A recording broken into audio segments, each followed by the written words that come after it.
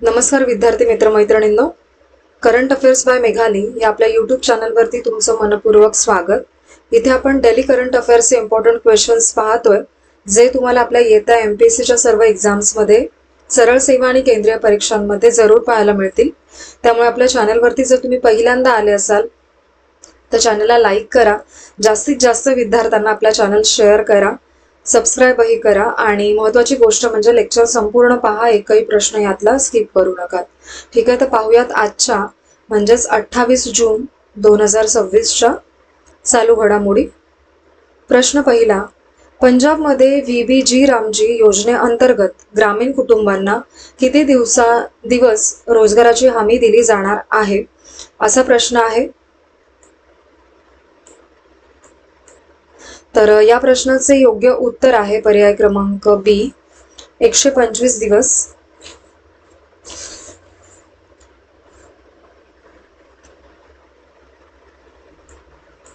महत्वाचे पॉइंट्स पहा या प्रश्नाचे. पंजाब सरकारने VBG रामजी योजना 26 जून 2026 रोजी जाहीर केलेली आहे आणि ही योजना जुलै 2026 पासून राज्यातील ग्रामीण भागात लागू होणार आहे पंजाबमध्ये. आणि VBG रामजी म्हणजे विकसित भारत गॅरंटी फॉर रोजगार अँड आजीविका मिशन ग्रामीणसाठीचा आहे, हे लक्षात घ्या. आणि या योजनेमुळे ग्रामीण कुटुंबांना 125 दिवस रोजगार हमी मिळेल आणि या आधी मनरेगामध्ये 100 दिवस रोजगाराची हमी मिळत होती. आणि योजनेचा कायदेशीर आधार म्हणजे विकसित भारत गॅरंटी फॉर रोजगार अँड आजीविका मिशन ऍक्ट 2025 हा आहे. पुढील प्रश्न दुसरा. ऑपरेशन सिंदूरमध्ये हुतात्मा झालेल्या जवानांची नावे कोणत्या स्मारकावरील त्यागचक्र भिंतीवरती कोरण्यात आलेली आहेत, असा प्रश्न आहे. या प्रश्नाचं योग्य उत्तर आहे पर्याय क्रमांक A, राष्ट्रीय युद्ध स्मारक मध्ये. महत्वाचे पॉइंट्स पहा. ऑपरेशन सिंदूरमध्ये शहीद झालेल्या 6 जवानांची नावे केंद्र सरकारने जाहीर केलेली आहेत नुकतीच. आणि या सर्व जवानांची नावे आता नवी दिल्लीच्या राष्ट्रीय युद्ध स्मारकावरती त्यागचक्र भिंतीवरती कोरलेली आहेत. आणि ऑपरेशन सिंदूर हे भारताने पाकिस्तान विरोधी राबवलेलं एक लष्करी अभियान होतं.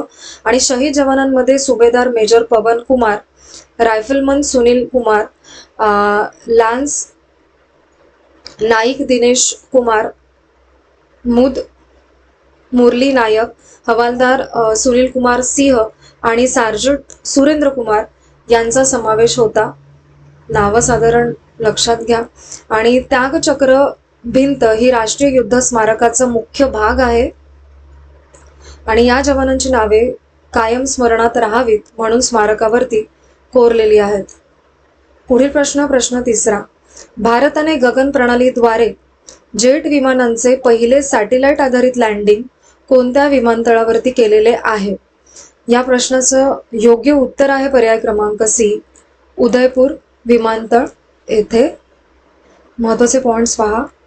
27 जून 2026 रोजी भारताने जेट विमानांसाठी गगन आधारित सॅटेलाइट लँडिंग पहिल्यांदाच यशस्वीपणे केलेलं आहे आणि हे ऐतिहासिक लँडिंग उदयपूर विमानतळावरती झालंय. ठीक आहे. आणि या चाचणीमध्ये इंडिगो आणि एअरबस A320 विमानांचा वापर करण्यात आला. आणि गगन म्हणजे GPS added Jio augmented navigation असा त्याचा अर्थ आहे. आणि भारताची स्वतःची सॅटेलाइट आधारित नेव्हिगेशन प्रणाली आहे, ही लक्षात ठेवा. आणि इस्रो आणि AAI ने मिळून गगन प्रणाली विकसित केलेली आहे, हे देखील लक्षात ठेवा. पुढील प्रश्न चौथा. आसामने फार्मर्स रजिस्ट्री पोर्टल मध्ये कोणत्या प्रकारच्या जमिनींचा समावेश केलेला आहे? याचं योग्य उत्तर आहे पर्याय क्रमांक D, चहा व प्लांटेशन जमीन. महत्वाचे पॉइंट्स पहा या प्रश्नाचे. 26 जून 2026 रोजी फार्मर्स रजिस्ट्री पोर्टलमध्ये चहा लागवडीच्या जमिनीचाही समावेश करण्यात आलेला आहे. आता या पोर्टलमध्ये प्लांटेशन क्लास लँड होल्डिंग देखील नोंदवू शकता आणि लघु चहा उत्पादन शेतकऱ्यांना युनिक फार्मर ID मिळणार आहे.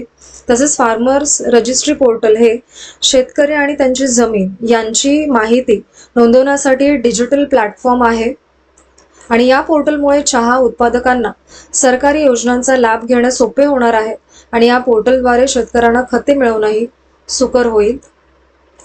ठीक आहे. पुढील प्रश्न 5वा. US ओपन 2026 बॅडमिंटन स्पर्धेमध्ये रोनक चौहानने दुसऱ्या फेरीत कोणाचा पराभव केला? तर या प्रश्नाचे योग्य उत्तर आहे पर्याय क्रमांक B, चाऊ टिएन चेन यांचा. महत्वाचे पॉइंट्स पहा या प्रश्नाचे. US ओपन 2026 बॅडमिंटन स्पर्धा कॅलिफोर्नियातील टिटान जिम मध्ये झालेली आहे आणि भारताच्या रोनक चौहानने अव्वल नामांकित चाऊ टिएन चेनवरती विजय मिळवला या स्पर्धेमध्ये आणि त्यांची जागतिक क्रमवारी सध्या 80 इतकी आहे रोनक यांची आणि तो मुख्य फेरीच्या क्वालिफाय मधूनच पोहोचलेला आहे आणि हा सामना रोनकने 21-17, 26-24 असा जिंकलेला आहे. पुढील प्रश्न 6वा. भारत टॅक्सी सेवा कोणत्या राज्यात सुरू करण्यात आली आहे नुकतीच? या प्रश्नाचे योग्य उत्तर आहे पर्याय क्रमांक B, गुजरातमध्ये. महत्वाचे पॉइंट्स पहा या प्रश्नाचे. 27 जून 2026 रोजी केंद्रीय गृहमंत्री अमित शहा यांनी गुजरातमध्ये भारत टॅक्सी या सहकारी आधारित टॅक्सी सेवेचा शुभारंभ केलेला आहे आणि ही सेवा गांधीनगरच्या महात्मा मंदिरात सुरू करण्यात आली आणि भारत टॅक्सी ही भारताची पहिली सहकारी चालक मालकी हक्काची राईड हेलिंग सेवा आहे आणि सारथी ही मालक या तत्वावरती ही सेवा चालते. म्हणजे चालक स्वतःच्या कमाईवरती पूर्ण हक्क ठेवतो आणि कोणतेही कमिशन कट होत नाही यामध्ये. हे त्याचं विशेष आहे.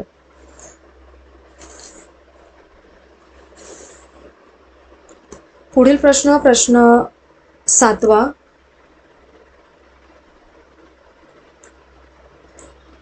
फिफा विश्वचषक 2026च्या बाद फेरीत पोहोचणारा लोकसंख्येच्या दृष्टीने सर्वात लहान देश कोणता ठरलेला आहे असा प्रश्न. याचं योग्य उत्तर आहे पर्याय क्रमांक C, केप वर्डे हा देश. ठीक आहे. महत्वाचे पॉइंट्स पहा या प्रश्नाचे. केप वर्डेने प्रथमच फिफा विश्वचषकाच्या बाद फेरीमध्ये प्रवेश केलेला आहे आणि केप वर्डे हा विश्वचषकाच्या बाद फेरीमध्ये पोहोचणारा लोकसंख्येच्या दृष्टीने सर्वात लहान देश त्यामुळे ठरलेला आहे आणि केप वर्डेने गट H मध्ये दुसरं स्थान मिळवलंय आणि गट H मध्ये स्पेन हा प्रथम क्रमांकावरती राहिलेला आहे आणि केप वर्डे हा फिफा विश्वचषक 2026 मधील पदार्पण करणारा संघ आहे आणि फिफा विश्वचषक 2026 ही 23वी आवृत्ती असून तिचे आयोजन अमेरिका, कॅनडा आणि मेक्सिको या 3 देशांमध्ये होत आहे. पुढील प्रश्न 8वा.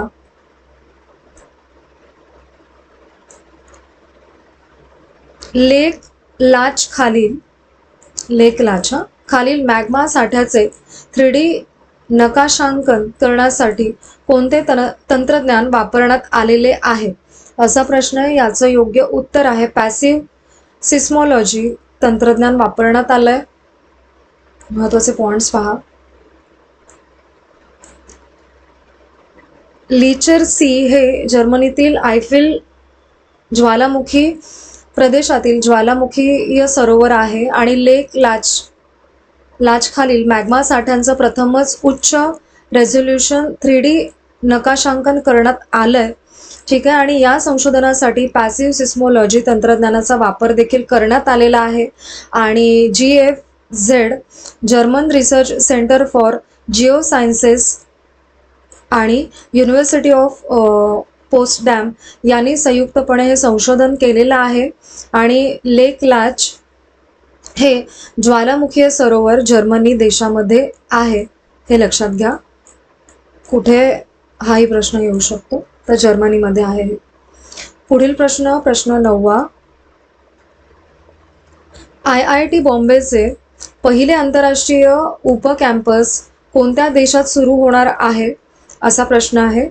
याचे योग्य उत्तर आहे पर्याय क्रमांक डी, अमेरिकेमध्ये होणार आहे. महत्त्वाचे पॉइंट्स पहा. IIT बॉम्बे अमेरिकेमध्ये आपले पहिले आंतरराष्ट्रीय उपकॅम्पस सुरू करणार आहे. हा उपकॅम्पस सनी ओल्ड वेस्टबुरी येथे स्थापन केला जाणार आहे आणि उपकॅम्पसचे पहिले शैक्षणिक वर्षाचं सत्र हे 2027 मध्ये सुरू होईल आणि उपकॅम्पस लॉंग आयलँड न्यूयॉर्क येथे असणार आहे.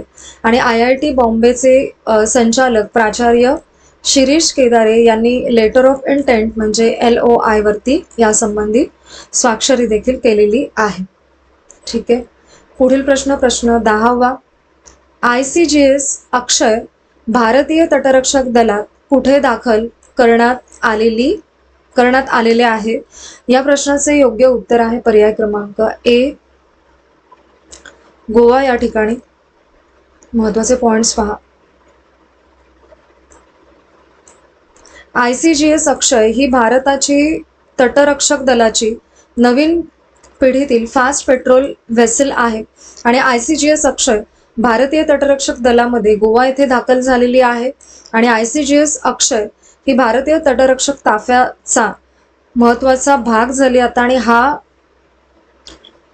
या जहाजाची निर्मिती गोवा शिपयार्ड लिमिटेडने केलेली आहे आणि हे जहाज आत्मनिर्भर भारत अभियानाशी संबंधित आहे.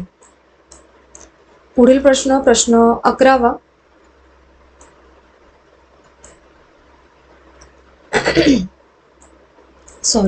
संयुक्त राष्ट्र सुरक्षा परिषदेच्या कायम सदस्यत्वासाठी भारताच्या उमेदवारीला कोणत्या देशाने पाठिंबा दिलेला आहे. तर या प्रश्नाचे योग्य उत्तर आहे पर्याय क्रमांक सी, सेशल्सने पाठिंबा दर्शवला. महत्त्वाचे पॉइंट्स पहा या प्रश्नाचे.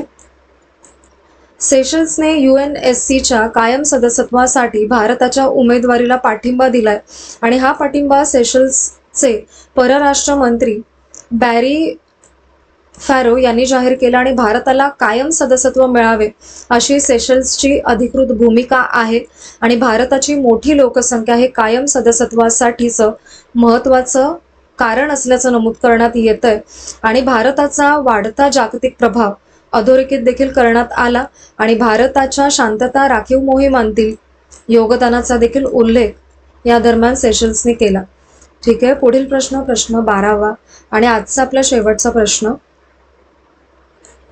छत्रपती शिवाजी महाराजांचा 353वा राज्याभिषेक दिन कुठे साजरा करण्यात आलाय. तर या प्रश्नाचं योग्य उत्तर आहे पर्याय क्रमांक बी, रायगड किल्ल्यावरती. महत्त्वाचे पॉइंट्स पहा प्रश्नाचे.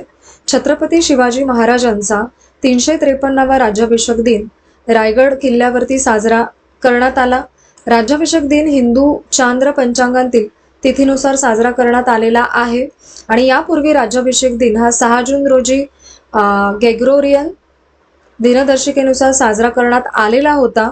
ठीक आहे. आणि कार्यक्रम रायगड किल्ल्यावरती आयोजित करण्यात आला आणि एकनाथ शिंदे यांनी कार्यक्रमाचे संबोधन केले. रायगड किल्ल्याच्या संवर्धन व विकासासाठी शासन कटिबद्ध असल्याचेही एकनाथ शिंदे यांनी यावेळेस जाहीर केले.